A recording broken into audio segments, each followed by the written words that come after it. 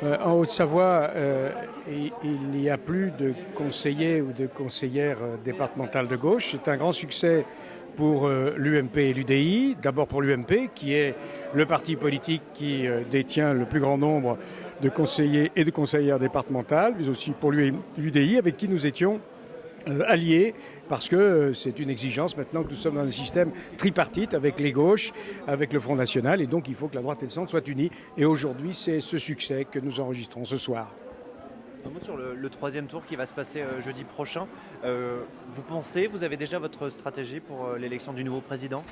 Ce n'est pas à moi d'avoir une stratégie, ce sont les conseillers et les conseillères départementaux qui sont très majoritairement UMP et UDI qui en décideront. Mais bien entendu que dans ce département, qui est un des départements où il y a de plus de conseillers départementaux et de conseillères départementales, le président, ce serait quand même assez surprenant, ou la présidente, devra être issue de ces rangs politiques. Plus que jamais, les binômes UMP-UDI sont l'exemple qu'ils ont bien marché en Haute-Savoie, qu'ils ont été nécessaires. Ils ont bien marché en Haute-Savoie. Il y a eu, c'est vrai, des débats à l'intérieur de la droite. Par quoi il y a eu des primaires au premier tour. Mais c'est la vie de la démocratie. Et quand il y a un débat, eh bien, on s'aperçoit que celui-ci intéresse, que les électeurs y participent. Et ça n'empêche pas qu'au deuxième tour, comme vous le voyez, eh bien, le meilleur l'emporte. Et nous avons ce soir, dans tous les cantons, des conseillers départementaux qui sont UMP surtout, UDI pour un certain nombre et quelques-uns qui sont sans étiquette. Le scrutin de ce soir montre que la Haute-Savoie est à droite ou que la Haute-Savoie ne veut plus de politique nationale avec de la gauche? Bon, la Haute-Savoie a une tradition de droite qui ce soir est confortée.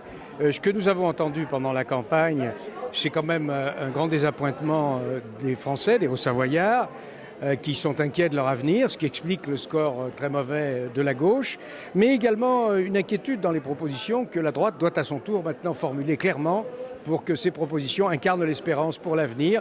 Et c'est le seul moyen d'ailleurs de faire en sorte qu'il y ait moins de voix qui se portent sur le Front National, parce que les solutions que propose le Front National ne sont pas les solutions crédibles, pas des solutions qui permettent de redresser le pays. Et c'est à nous maintenant, à l'UMP, à l'UDI, d'être convaincants sur ce plan.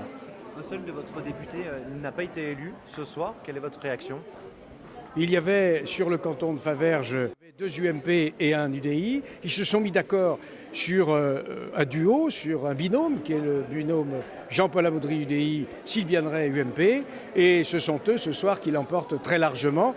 D'ailleurs, je les ai soutenus parce que je n'allais pas, après avoir décidé de leur donner mon soutien s'ils se mettaient d'accord en réalisant l'union politique de la droite et du centre et l'union des territoires, je n'allais pas retirer mon soutien parce qu'une candidature s'était déclarée après. Et donc ce soir, c'est cette analyse et ces soutiens qui auront finalement emporté la décision.